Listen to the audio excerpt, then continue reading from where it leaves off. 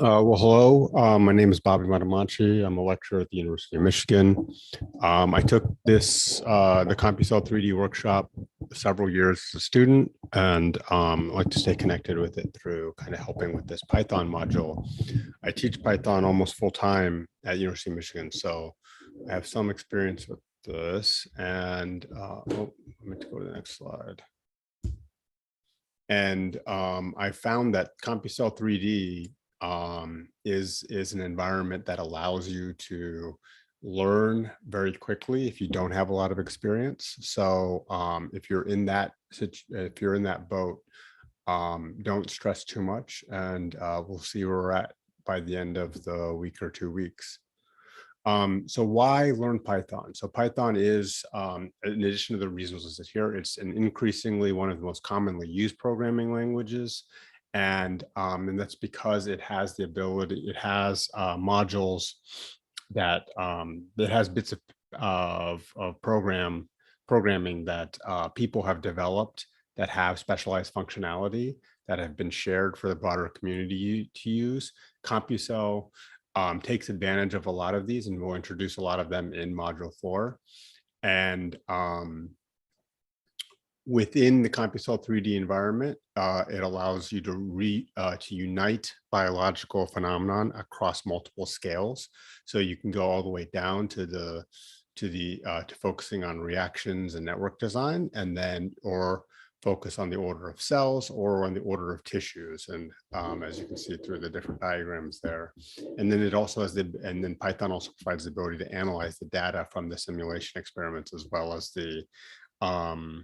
any data you have from real world experiments.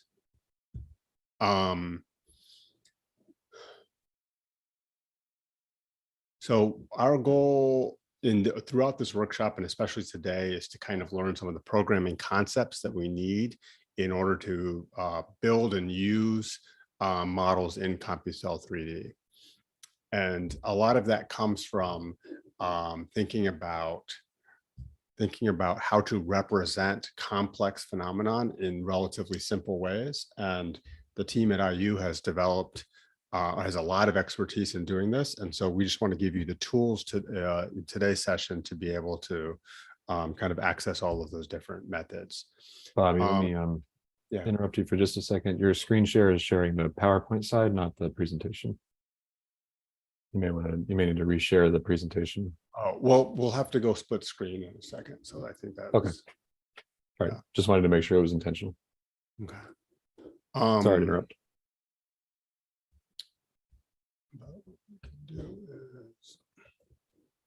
So in terms of keys to success, I think there's a certain humility and perseverance that's needed to do well, especially if you're a new person that's trying to learn Python.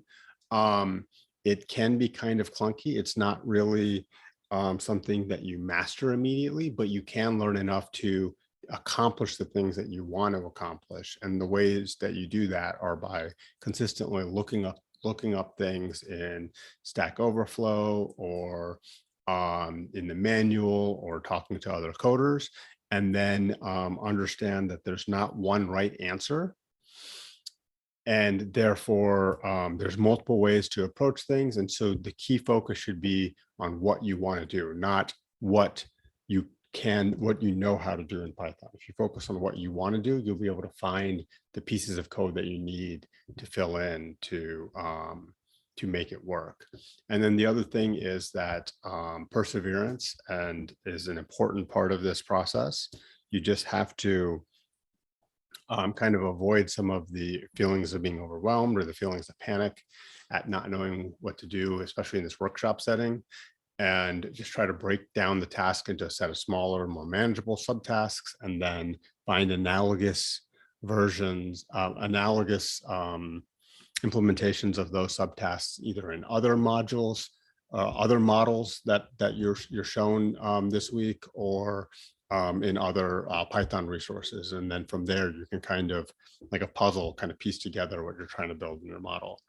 But with all that being said, let's go ahead and start with the nanoHUB environment. So we're going to focus on creating the account and then launching a Jupyter Notebook app so that we can run cells in. So we have some screenshots here, but the environment looks a little bit different. So I'm going to try to do this side by side. So this is what the live nanoHUB looks like.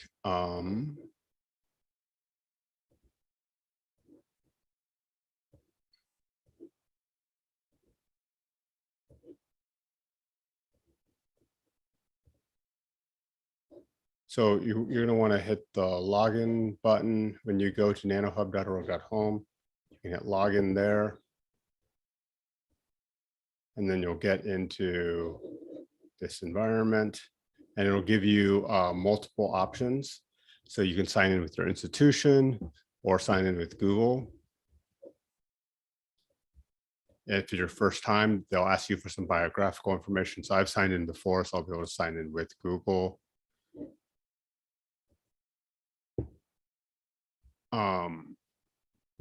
So yeah, we suggest using your Google or your institutional affiliation, or you can create a nanoHUB specific account.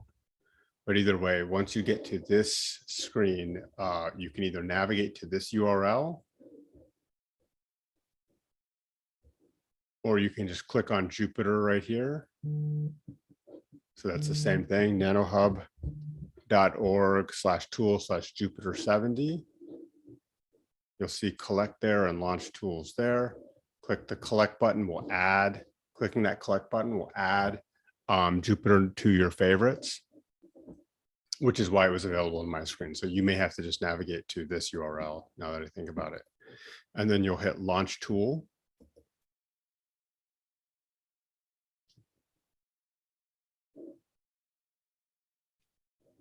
And that 202105 is going to be the one that you're looking for there. Okay, and so it brings you to a directory like this. And at this point, we will want to go ahead and launch new. And we're going to select one of the Python 3s.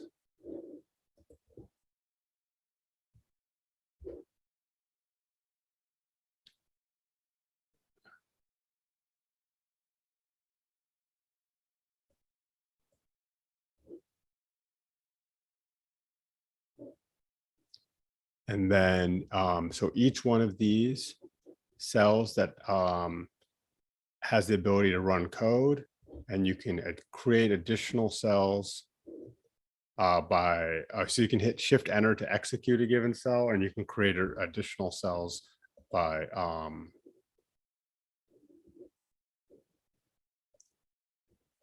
you can modify the cells to Markdown, which would have which wouldn't run, would have notes to yourself, but primarily we'll be using the code breakdowns here, and as you run them, new cells will pop up. So the first thing that we need to do is import Tellurium as TE, and you can hit run there.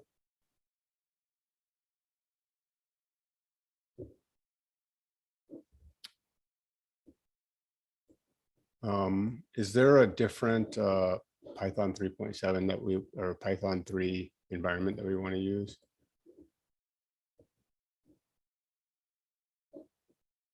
I'm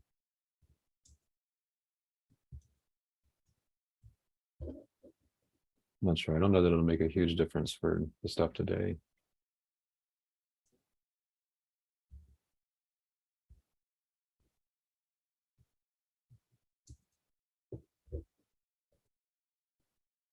Okay, so yeah, I guess it doesn't matter if it doesn't have Tellurium, because we'll still have the other libraries. So anyway, so you can do something like import NumPy as MP, and basically you can hit run. So that's going to be there. All right, now let's get to the other tools that we'll need here. So saving notebooks, you can hit save as, and I'm just going to call this module 1, 2023, and hit save, and that will show up in the directory there. So it'll be available, and you can use download as IPYNB.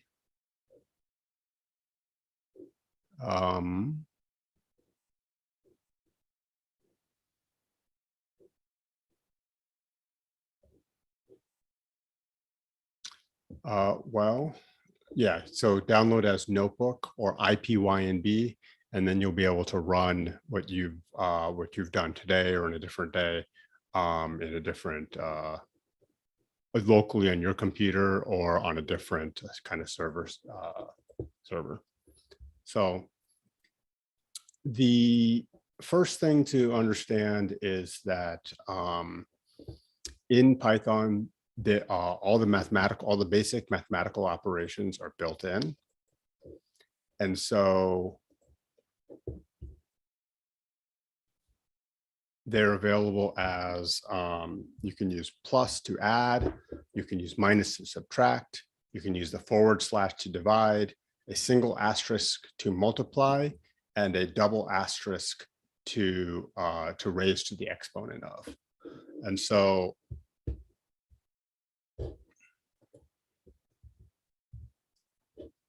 if we want to multiply two positive integers, such as 3 and 6, so 3, then we just do 3 asterisk 6, and we run that, and obviously that gets evaluated to 18. Let me make this bigger, make sure it's visible on screens.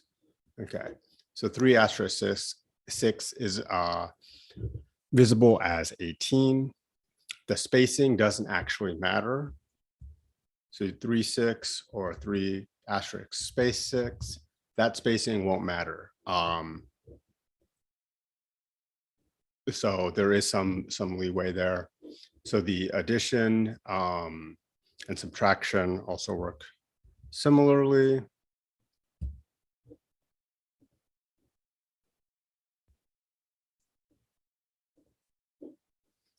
And the double asterisk 2, that's going to be 3 squared. And that's going to provide you 9. So all of those basic operations that you might use on a calculator are available natively in Python without any libraries. And you can just use those operations to do some mathematical expressions. So what we've just used are scalar types. The important thing to understand from this is that Python is an object-oriented programming language, meaning that data in Python typically takes on or is found in the form of an object, and that object has a certain data type that dictates what kind of rules are available to it. So numbers can do certain types of things, other types of objects can do other types of things, and we're going to go over all of that over the next several hours. Objects are they can't be subdivided. Objects can be scalar or non-scalar. So scalar objects are the ones that cannot be subdivided, and non-scalar objects have internal structure that can be accessed. The most simple forms that we're going to work with are going to be called scalar objects. We don't necessarily have to understand that vocabulary intimately. It will become kind of apparent to you as you do more in Python. But I think some of knowing these different types of scalars is important. So what we've worked with so far have been integers, and you can always check the data type of an object in Python by entering type and parentheses around whatever object you want to enter. One thing to note is Python, for those who might be familiar with other languages, but not Python, Python is dynamically typed, meaning that whenever you create an object, Python will assume the most logical type, and you don't have to specify what you want. You only have to specify what you want if you're going to do something non-intuitive. So if I want, instead of the number 3, if I want the character 3, then I would do something in strings, which we'll show you in later slides. So certain scalar types, and again, these are the ones that can't be broken down further, are integers, real floats. So 3.1 would be a float. It's basically a decimal number. A Boolean, which would be like true or false. And those can be used for condition to do things under different conditions. And then finally, there's none type, which is a value, which is a type, a special type that's basically none, that can be used also in conjunction with Booleans to do things. So this is a lot of detail that if you're not familiar with Python, that will get more apparent as we kind of build out some of the different data types that we want to work with. So you can convert data from one type to another, and this may come into, so as I said, Python typically assumes what type you want. So with 3, it assumed it to be an integer, but if you need 3 to be a float, you can cast it as a float by just specifying that I want float 3, and then it'll be 3.0. And alternatively, I can do float, or I can do integer, int, sorry, 5.1, and that will cast that as an integer 5. So this might be useful if you have some outputs from certain types of data or certain types of functions in your model that need to be interoperable. You can make sure that they come out to different data types. And again, we'll get to more specific examples as we build up our toolkit.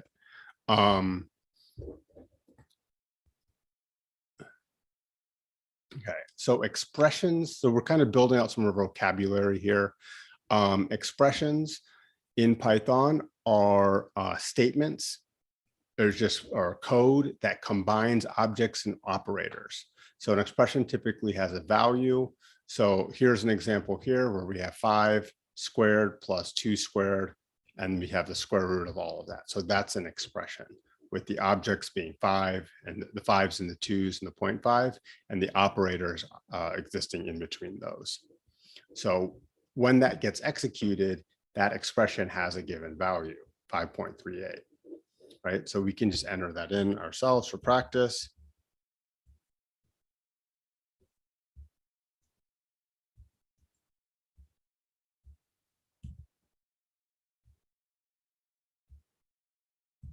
And this will follow the order of operations that presumably we learned in middle school.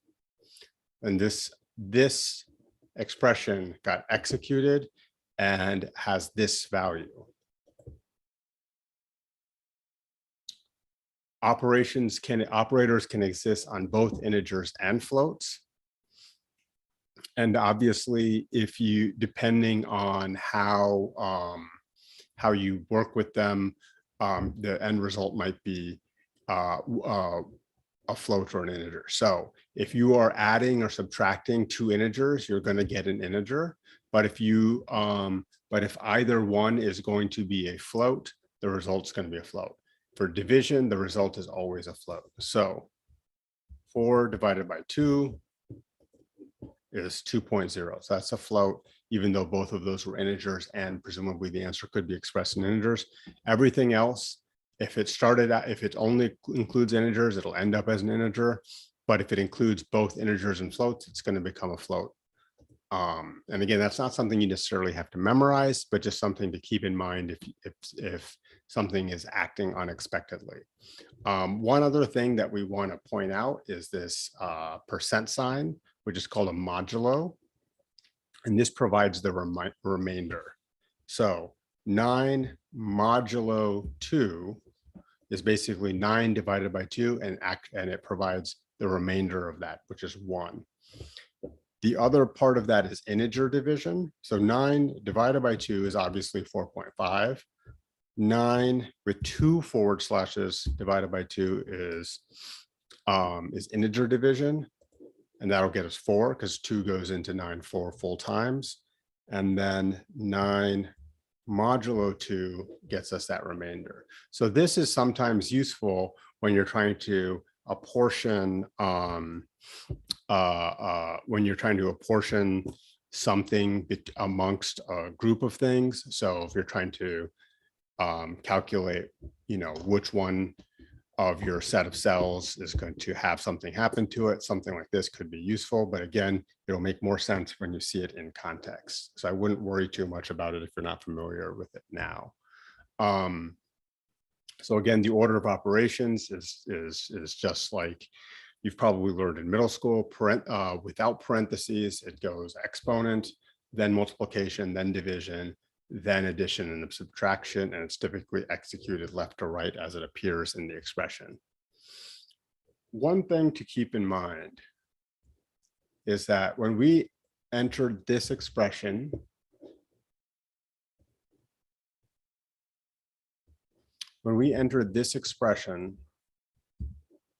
we had a value, right? Now, if we assume that that value is something that's meaningful to us in our simulation, if we want to work with that value, it's not accessible to us. Unless I type it out again, it's not available. So what we do is we assign these expressions or assign the values to a variable so that we can work with the variable in the future. So if I said x equals that, and I run that, now I can do x plus 3, and I can get the next thing that I need. So if I, but again, that 8.38 is no longer available to me. It's not in memory. I can't access that. If I want to add 6 to that, it's not it doesn't show up, right? So what we'd have to do is we'd have to continually assign whatever operations we're doing, whatever expressions we're running to whatever values we want to keep and use in the future, store, we need to assign those two variables. So an example here is that pi, you can assign the variable pi to the value 3.14159.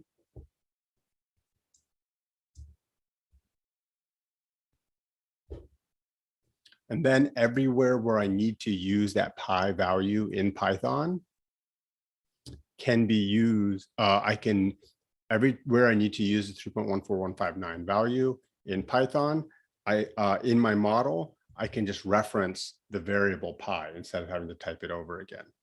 So yeah, these variables is how values can get stored into computer memory.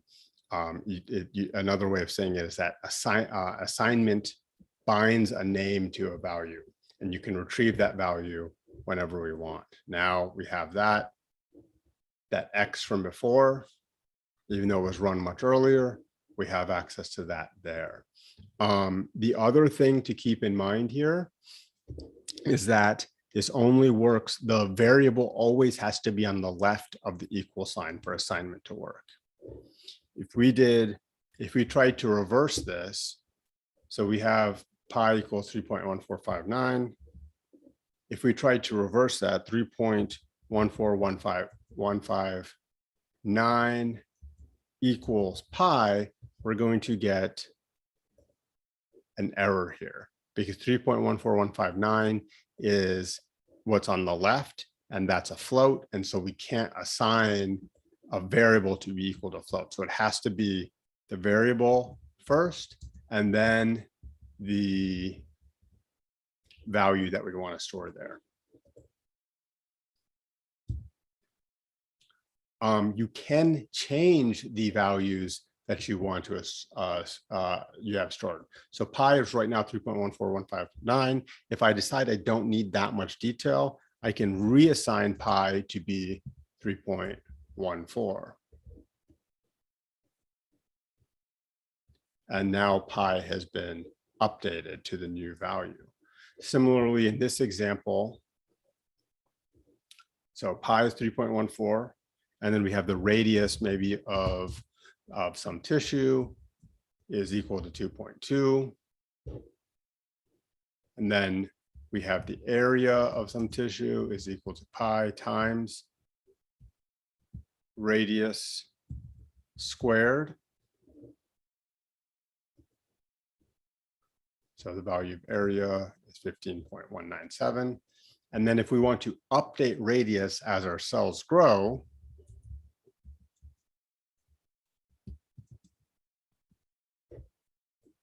So now radius has a value of 3.2. Started off as 2.2. Now it has the value of 3.2. Area remains 15.197 because even though radius got updated, area does not. It doesn't, there's the downstream effects don't happen until you do the calculation again. So if we wanted to recalculate area,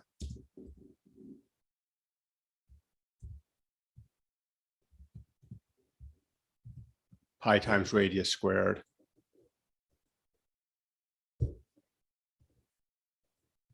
And now we check what area is. It's going to update from 15.197 to 32.153.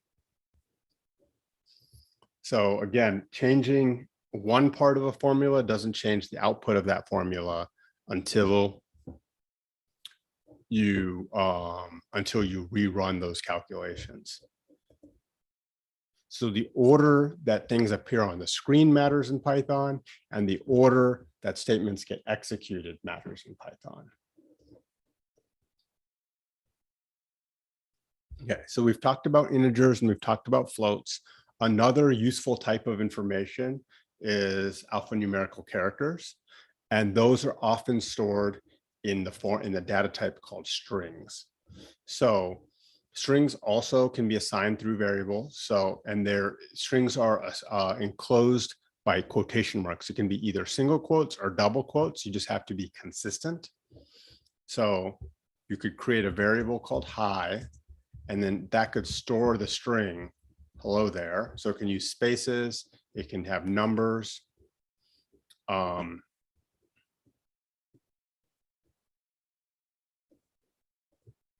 now whenever I call that variable hi, I have that value hello there. And just to be clear, it can have letters, spaces. It can also have special characters and digits. So we could do another variable called hi2, which I'm just making up that variable name.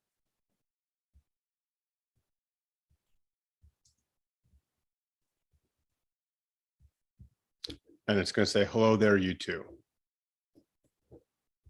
And then if I execute hi2, now this has all four forms, right? It has a digit, it has a special character, it has spaces, and it has alphanumerical characters.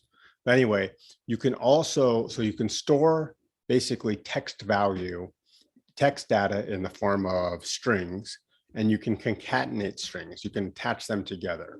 So if we create a variable called name,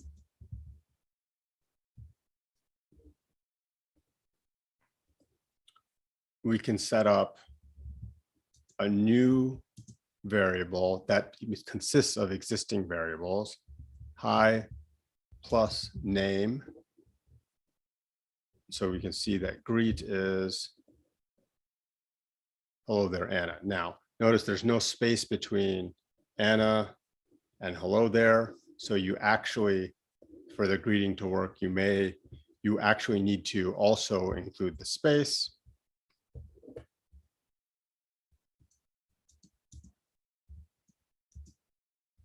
So we can either manually enter a space or create a new string with named space, with the variable namespace.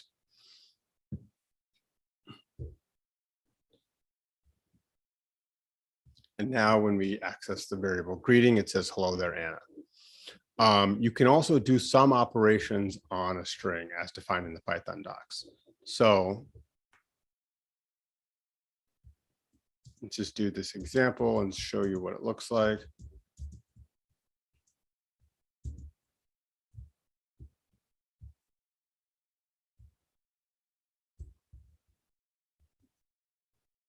And again, the spacing doesn't actually matter between the operators and the expressions, but for legibility, we do typically include it.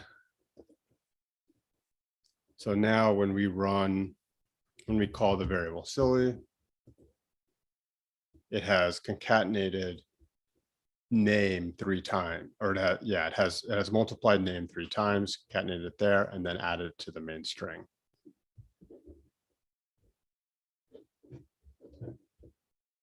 Okay. So I don't see any questions yet, because most of what we have here is fairly straightforward. But please let us know either in the Slack or through the other venues if there are questions. So one of the things we need to do is outputs. So we've talked about storing things through to memory through variables, but sometimes you need to output data to the console to keep track of how your simulation is going. And one of the simplest ways to do that is the print function. So print is a built-in function in Python, where we can print X. In our case, X, I believe, was at 5.38. Yeah, so you can print X, you can call it there, and then you can, so X is a number right now. So remember, we can figure out what type of data everything is. So X is a float. And then we can convert that to a string.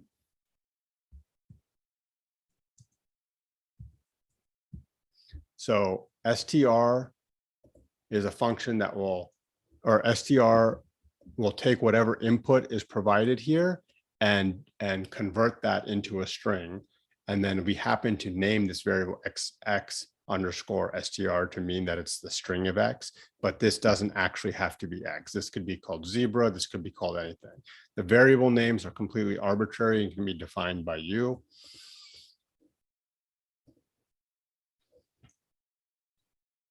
So now that X is a string, let's see the differences. So we can work with X not as a string. My fave num is comma X comma dot X equals comma X. So we have a string here. We have our float there. We have another string there. We have another string there, and then we have our float again.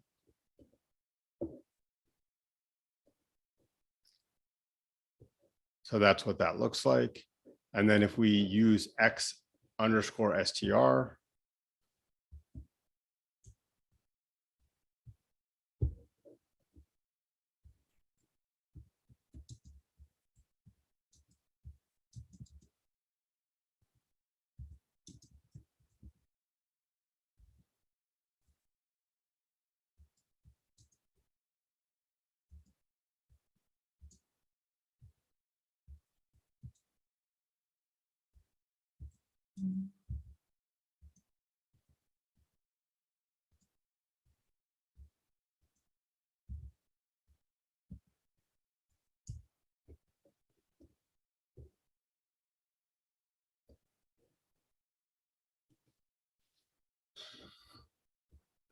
you get, you can also use that for print statements. You can convert it to a string and print. One thing to note for your print statements is that if you print values separated by a comma, you get spaces inserted in. If you do pluses, you don't get a space. So that might be helpful for formatting your print statements, your output to be human readable. So this is more readable than this, and that's because this one used the pluses to concatenate strings, whereas this one used commas, which insert a space after every comma.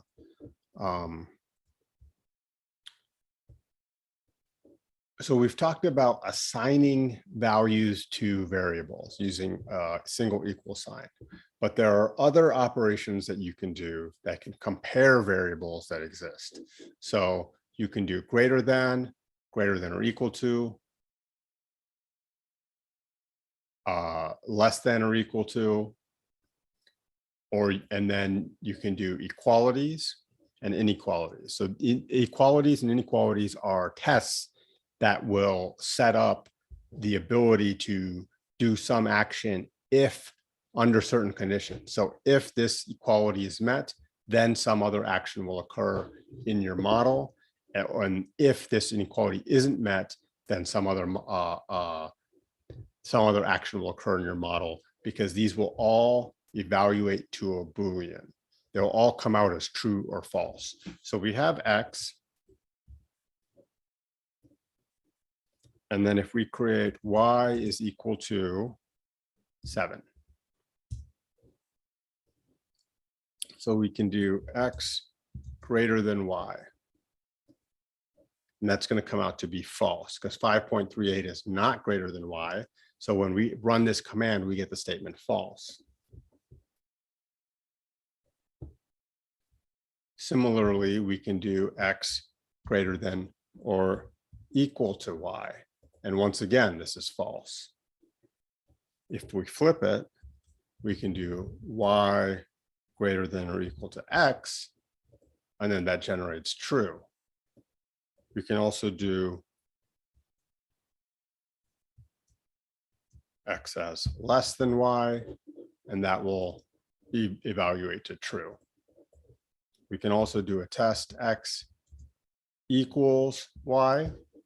The double equal sign, the equality, always means that it's a test. It's called an equality. Whereas if it was a single equal sign, we would be setting X equal to Y. We'd be updating the value of X. So we don't want, so you always want to avoid making that mistake. And then you can also test an inequality. If X isn't equal to Y, that generates as true. So whenever you have these trues and falses, they can evaluate those conditions across your simulation or across, what aspects of your simulation you want to do. And then based on the results of that, then you can have some output occur. So for example, you could say if growth factor is greater than some threshold, if growth factor is greater than 3, then cells will multiply or something like that. So we're starting to set up the tools that you will use in your simulation in your models to develop kind of complex behaviors. So it all builds off of these very simple building blocks. There are also logical operators on Booleans. So here we've demonstrated that you can use operators, simple comparison operators, to generate a true or false. But sometimes you want a compound compound logic. So you can say A and B, as in if both are true. So for example, if growth factor is greater than 3 and oxygen is greater than 90%, then cells grow. So that would be an and. Alternatively, there would be an or. If growth factor levels are greater than 3, or cell has growth factor independence, then that would be an or. So then you get a true if either of those conditions is met. And then finally, you can do not. So not A is generates a true if A is false, or generates a false if A is true. So you have A, so you can use so to generate kind of these conditions, you can use the truth of a statement, the truth of another statement, or the truth of some combination of those statements. So the not, the ands, and the ors. And again, those will be more kind of obvious to you inside of kind of a model context, but we want to just kind of give you all the tools that you need right now. So control flow branching is another way of doing these. So these are if then statements or if else statements. So if some condition is met, and that condition again is going to be typically or is often going to be in the form of an operator. If X is greater than whatever threshold you've set, then Python and CompuCell3D will execute a certain set of commands. If some condition is met, some commands will be executed, else other commands will be executed, right? So if certain growth factor thresholds are met, cells will grow, else cells may enter apoptosis or something. And so all of these things can kind of be built in. And then you can set up complex conditionals with if one condition is met, something happens. LF, which is short for else if, meaning if that first condition isn't met, but if a second condition is met, then another set of things happens. And finally, else for when both of those conditions are not met, something else happens. So you can set up kind of complex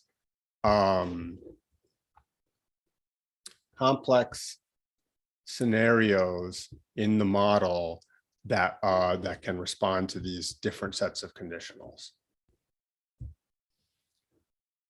So how these conditionals are executed, you may have noticed they're set in through indentation. So indentation is important in Python. While the spacing that we've worked with after the beginning hasn't been important, like these would execute the exact same way, whether you didn't have those spaces. The spacing for indentation does matter in Python.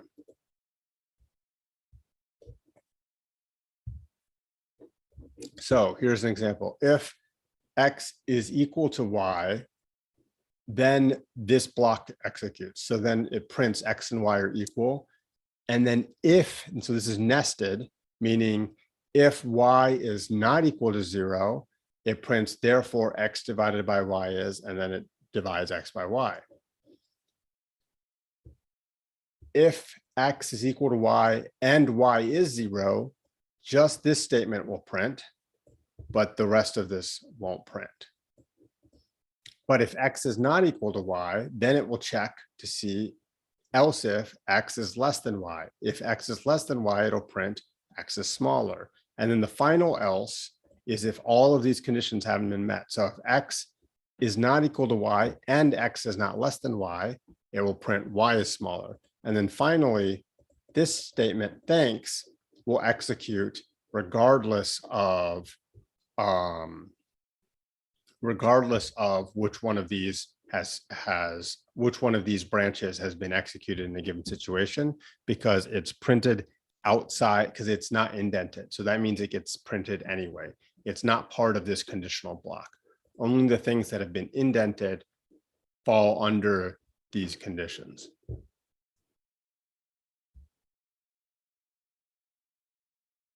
So, and again, what we want to emphasize, because this is a common source of mistakes, if you use the single equality there, single equal sign there, you're going to get a syntax error, because that's not a test statement, that's a reassignment. Okay, so as an exercise,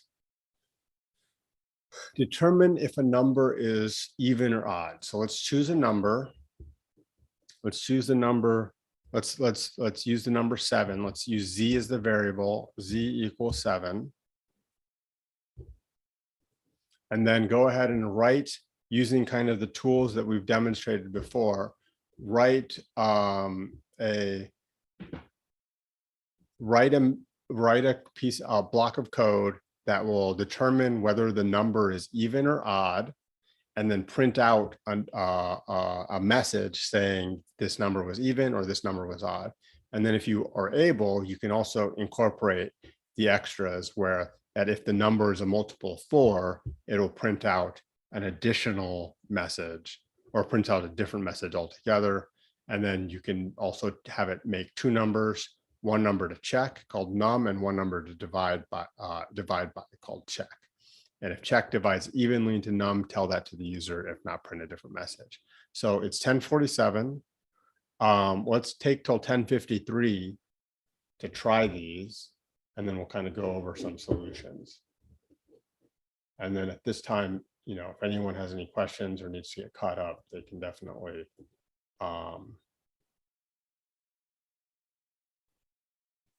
go forward. And then the other thing I want to emphasize is we've tossed out a lot of things, but a lot of that becomes more obvious inside the context of code that you're trying to write. So you can check back on your notes and you can check back on your notes as you're trying to work through things, and it'll be more clear that way. Trying to memorize this so percent. So there's a question in the chat. about what percent means. So that's the modulo. So that's going to be give you the remainder.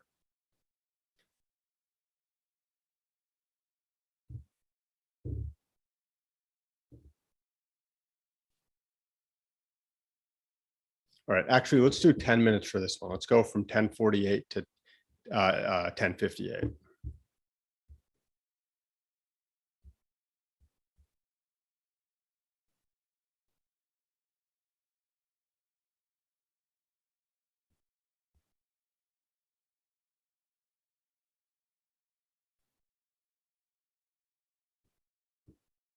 I'll jump in here for just a minute too, while people are working, to let everybody know, we have a Python cheat sheet that we sent out in our pre-class files that has a bunch of quick access to useful things that you may need to know for the rest of the day. I'm going to send it out again by email, so keep an eye on your inbox for the next few minutes. If you have access to a printer, we find it very useful to print these things out so that you can actually have it in front of you, especially with the Zoom meeting. Sometimes manipulating a lot of different windows gets confusing. But I will send out the shortened version of the cheat sheet that we use here in just a minute. Let's just go ahead and do this together. I think the key to figuring this out is to understand this hint. How does an even odd number react differently when divided by 2? And so the percent, that percent sign gives you the remainder. So 7% 2 is going to give you 1, whereas 6% 2, or modulos as it's called, 6 modulo 2 is going to give you 0. So even numbers are going to give you a 0 when you use modulo 2 on them. So just to start off with the basic case, so if, and we started off with z, right? So if z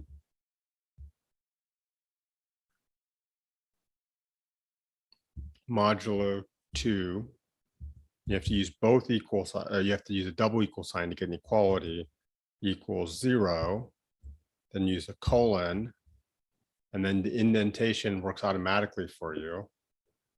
Print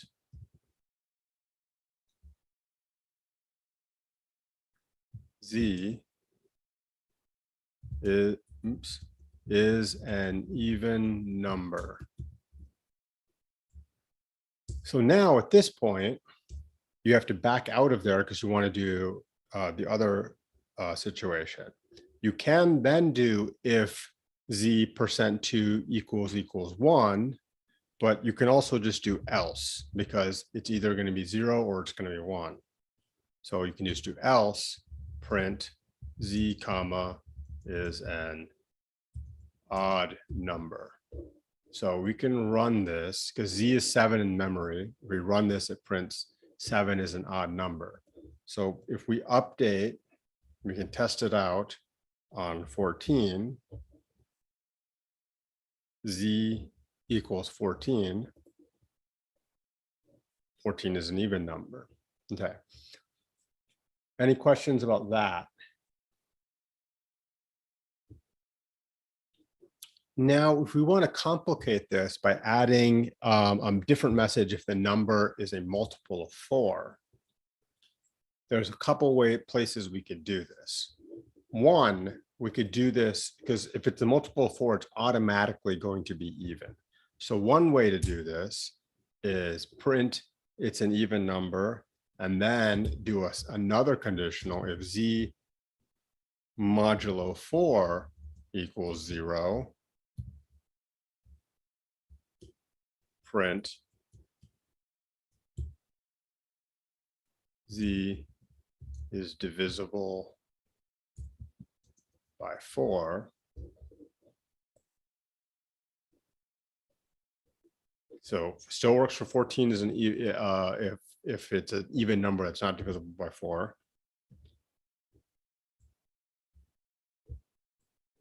It still works if it's an odd number. And now the moment of truth.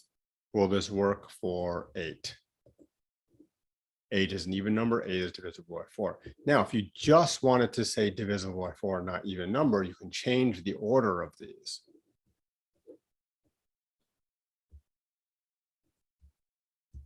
you could do if z divisible by 4, print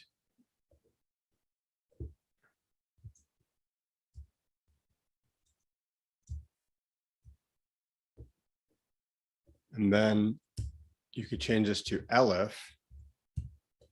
If it's not divisible by 4, but it is divisible by 2, you could print z is an even number. And then finally print it's an odd number. Now I have to fix this indentation, right? Because it's no longer nested. So I can just backspace up until I get up to there and then hit enter, and then it'll fix the indentation for me. So now I can test it. So 8 is divisible by 4. 9 is an odd number. And 10 is not divisible by 4, but it is an even number. So that works in both of those cases. And then finally, this alternative situation, make 2 numbers. So we'll say num equals, we'll just start with 9, oops, and check is the number to divide it by. So let's just start with 3. Check if check divides evenly into num, tell that to the user. So if, and again, this makes use of the modulo, if num percent or num modulo check equals 0, print num is divisible by, oops. So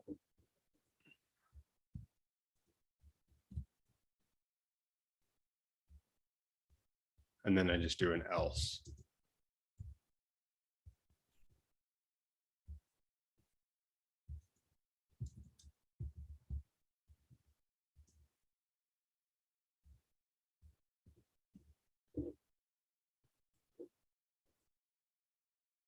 Nine is divisible by 3. 9 is not divisible by 5.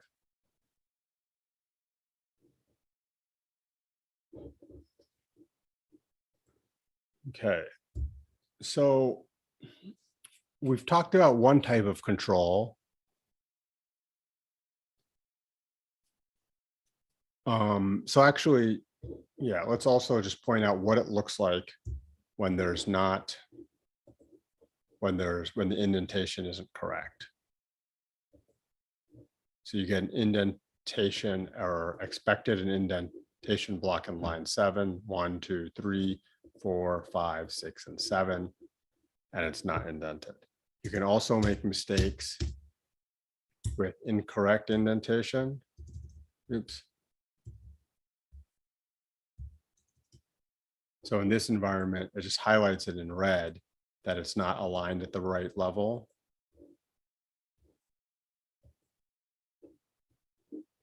But it looks like it corrected it for us anyway, which is not always done.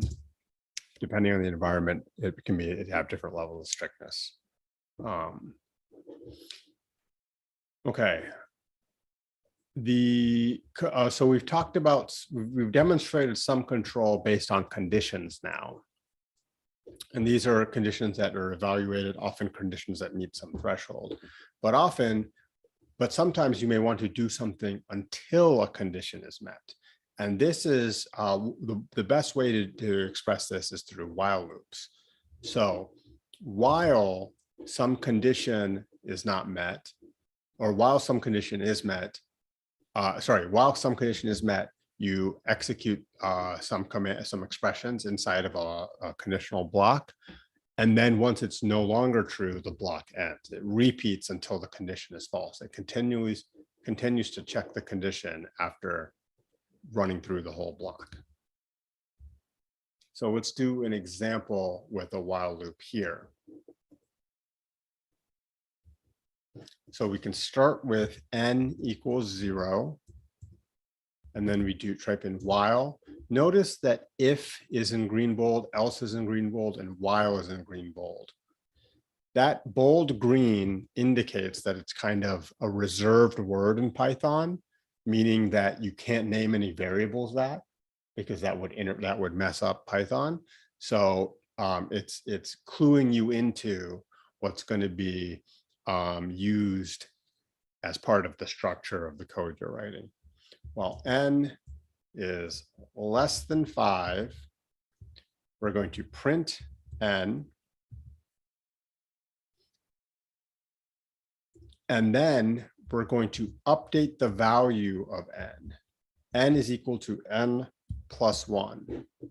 So n is going to start at 0, and it's going to continue to go until it reaches 5 when this is no longer true, and then it will stop. And then once it stops, let's have a print statement here. The loop stopped. So 0, 1, 2, 3, 4, the loop stopped. If we fail to include this, so you can use comments to remove code. If we fail to remove this, it will just print zeros forever, and that will be an infinite loop.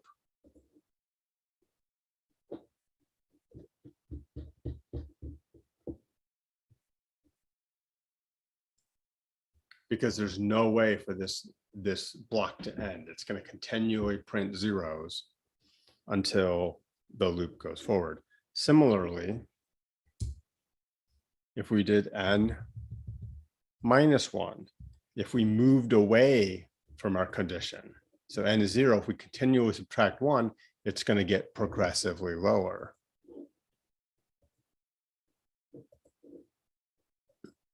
So you can hit stop, that stop button to stop that code, and then you can hit run. And now it will literally run until some internal environment stop point is, but it could, I mean, if you're in a simulation, your simulation might run an excessively long amount of time. You may not be able to figure out why if you have a mistake like this. So again, we can stop that. And then we can go back to n plus 1. And that's simple. Okay. So that is a while loop. If you already know, so this is, again, this is used when there are specific conditions that have to be met. If you know exactly how many times you want to do something, you can instead use this for loop.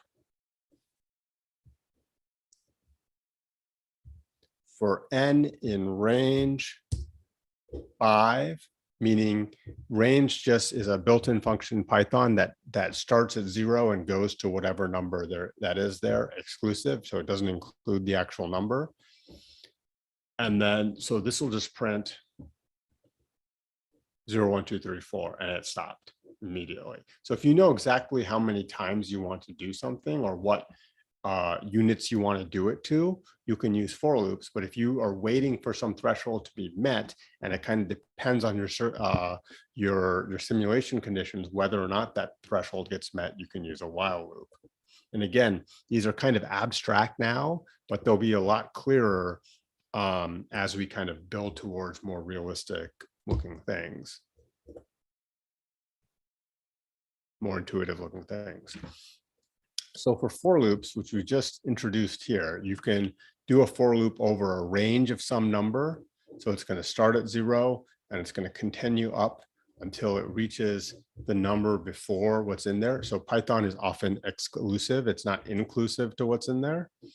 So 0, 1, 2, 3, and 4. The other way to think about it is that if it'll give you 5 numbers, you can also loop over a sequence of things. So actually, let's get into range a little bit more. So range is start, stop, and step. The start has a default of 0, so you don't have to specify that unless you want to change it. The stop must be specified, and the step has a default of 1. So basically, when you see range 5, it's saying start at 0, go to 5, by 1s, and then it will end when n. The loop will end when n reaches then the stop in there. And so it won't actually execute print n for that. So here's an example where for I in range 7 to 10, it'll print, it'll update the value of my sum. So my sum is 0. For I in range 7 to 10, it's going to continually add I, and then finally it'll print my sum. So let's do that in our heads. So when I is 7, my sum is 0, plus 7, it's going to be 7. My sum updates to 7, and then I becomes 8. Then it's 7 plus 8. Now my sum is 15, and I has become 9. My sum is 15 plus 9. That is 24. And then I becomes 10 and the loop ends. So then it prints my sum is 24. And just in case, I think I may have blurred this, but plus equals is the same as this structure. So n equals n plus 1 is the same as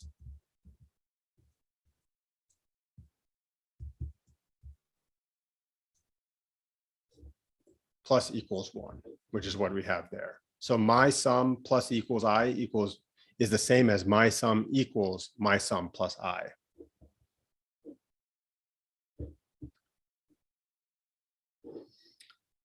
Similarly here, again, my sum starts at 0. I starts at 5 and it goes by 2s to 11. So my sum plus an I starts at 5. So my sum, which is 0, 0 plus 5 is equal to 5.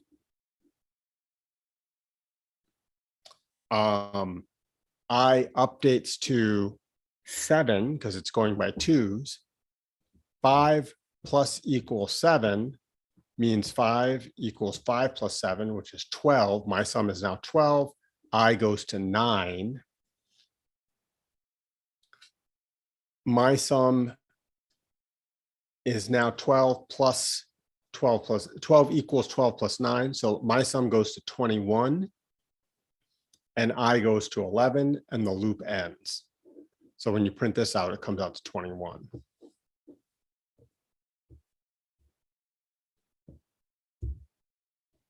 Okay, so let's do this exercise. And this is basically built off of those previous examples there.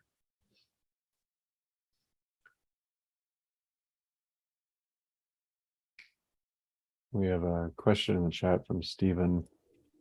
It says, I keep getting 7,450 instead of 7,500 when using the same inputs as the example. Okay, so let's do this. And again, there's a couple different ways to do this. The first thing is to set up your A and B. If we set up A as 100 and B as 200,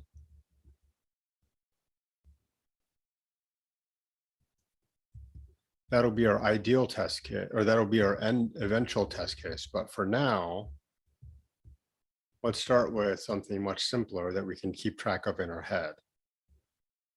A equals 10 and B equals 20. And therefore we have to, and they have to both be under 10,000, which is fine. So let's set up our initial condition, our initial conditional. If A less than B, and if B less than 10,000,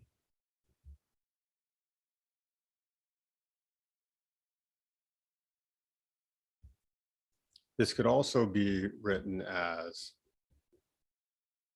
if A is less than B and B either one less than 10,000. So just so you know, that's also a possibility.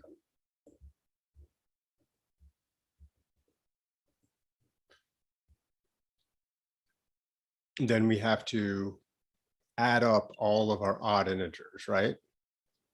From A to B. So we need to create a variable to hold our value, and it should be outside of that loop. Cumulative odd sum equals 0. Just to save us some typing, we'll just call it odd sum.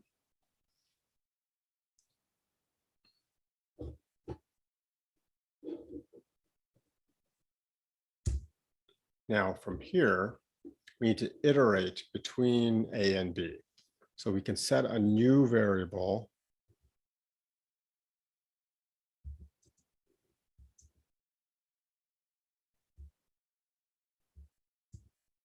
And we can use our while loop. While Z is less than B,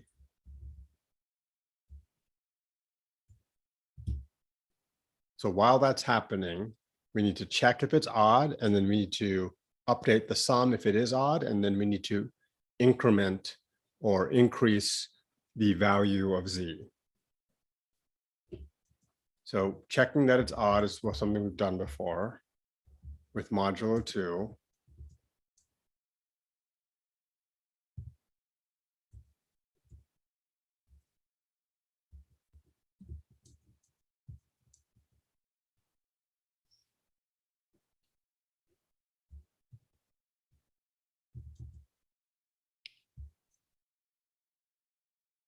Equals odd sum plus Z, or we can just say plus equals Z.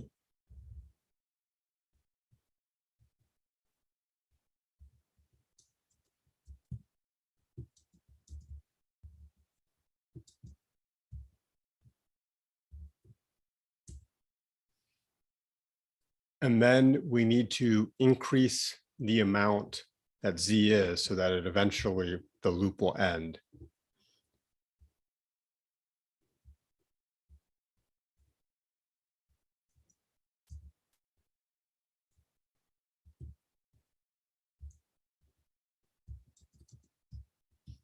So one thing I'd ask you to consider is why is incrementing Z, increasing Z by 1, why is it located here at this indentation level and not located here at this indentation level?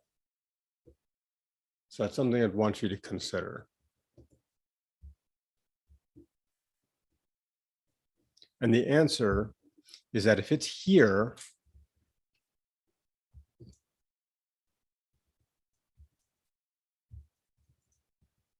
is that it would only increase Z by 1 if Z was odd. Whereas here, it will increase Z by 1 regardless of what Z is. Right? Because this, at this indentation level, it only gets executed if this if block is met.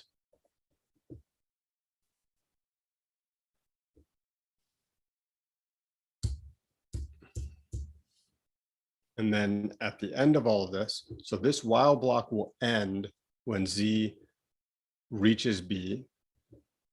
At that point, you will have considered all of the numbers between A and B. So then all that's left to do is print odd sum.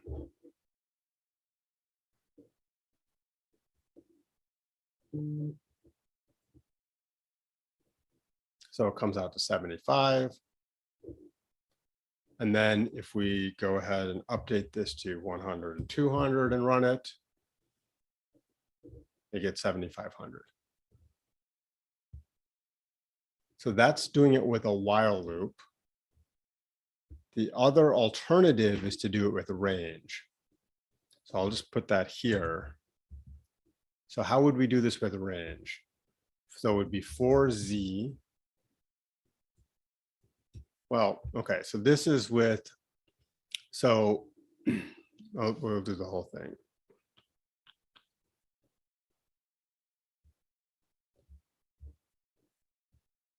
This is with a for loop instead. So if it's a for loop, we don't need to set Z equal to A. because Z will be coming out based off of where it falls into range. So instead, we will consider the start would be A and the end would be B.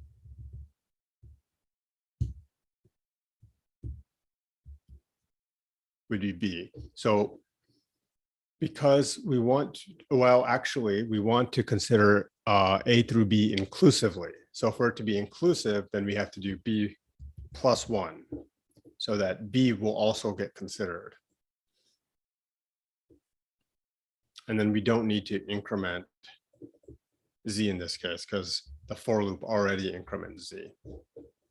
It already steps through there. So we can do A equals 100 and B equals 100. Now, if you didn't get that,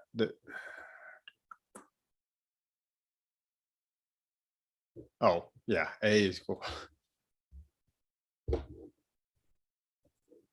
Okay, so if you didn't come up with either of these solutions on your own, or you didn't come up with a working solution on your own, that's not the end of the world, because your goal as a modeler is to be able to implement things from what you've seen before, not necessarily to come up with them from scratch.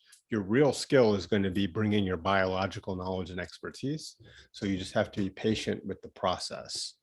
And then once you've seen it, be able to adapt it for your own uses. And we're going to try and get you there by the end of the day and by the end of the week or set of weeks. The next thing we need to consider is the break statement. So a break statement provides an opportunity to immediately exit whatever loop it's in, and it skips the remaining expressions in the code block, but it exits only the innermost loop. So if you have a nested conditional, it would only escape the innermost nested aspect of the nested conditional. So let's do an example of this. So what's going to happen in this program? This is basically one we've done before. So take a second and walk through this. So my sum is 0 for I in range 5, 11, 12. It's going to reiterate what my sum is. If my sum is equal to 5, break.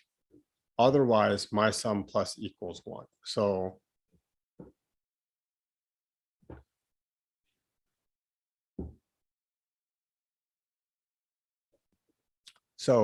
I is going to start out at 5. If my sum is equal to 5, and my sum is going to start out at 0. If my sum is equal to 5, nothing happens. Sorry, if my sum is equal to 5, you're going to break, but my sum is not equal to 5. So the way this program is set up right now, nothing will actually happen because the only updates to my sum happen if my sum is equal to 5, and there's no way for my sum to actually get to 5.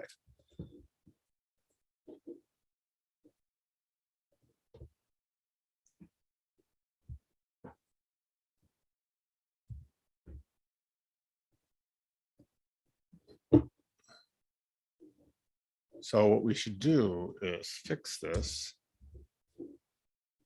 in the following ways. How does that?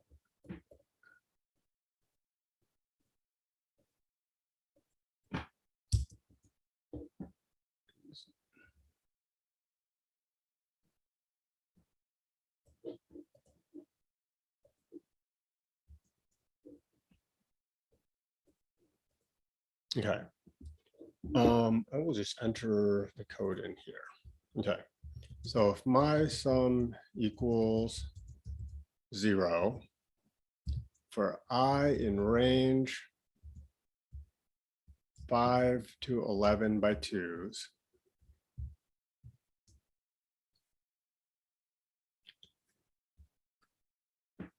print I is, it's going to print I is,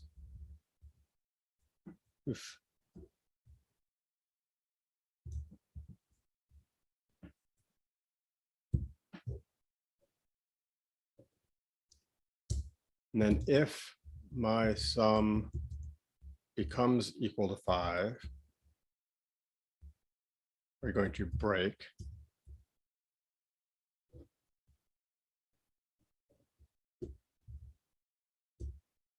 And then we will update my sum by 1 for each time it goes through this for loop.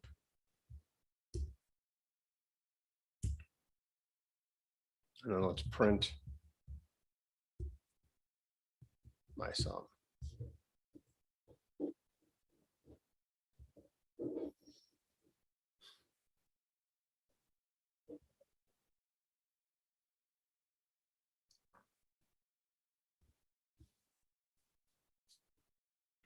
So this for loop, so what happened here?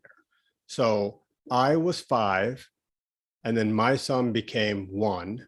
I was 7, and then my sum became 2, because it started out with 0, and then it got added 1 each time.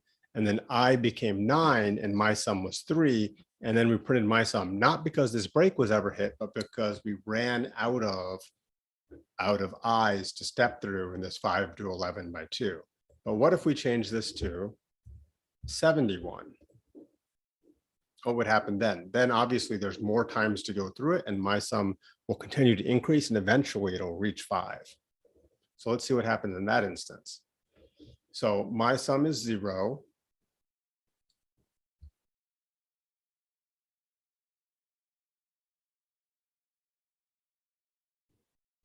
So my sum is 0.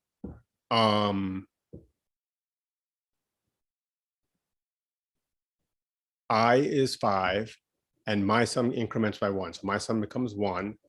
I is 7, my sum becomes 2. I is 9, my sum becomes 3. I is 11, my sum becomes 4. I is 13, my sum becomes 5. And then that breaks this cycle, so it goes back up there. And then I becomes 15, but my sum never updates again, because that's the end of it, because of the break statement. Okay. So I think we are near the time that we have. We will finish the remaining. We have a few more slides here, but this is the end for module 1. Yeah, so we have just one more slide, which is about for loops or while loops, which we've already mentioned. While loops can continue forever, or they can end early via a break. And we'll do more examples with breaks as we get into more complex things. And then for loops can also end with a break, but they often use counters, and it's for when you know the number of iterations. So there's a module questionnaire, and then we're going to take a break and then come back with module 2.